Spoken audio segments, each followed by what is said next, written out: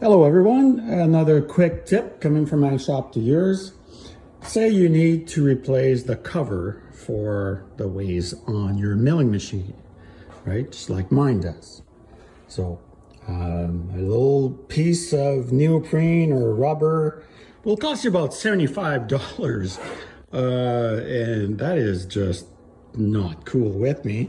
So I found an alternative that's much better priced. This here roll of anti-vibration mat, I found this at a place called Princess Auto here in Canada, and it was $39. So I've got a piece to proper measurement here, and look at that. Real nice job. It's flexible. This is really nice to cut actually. And it's very flexible.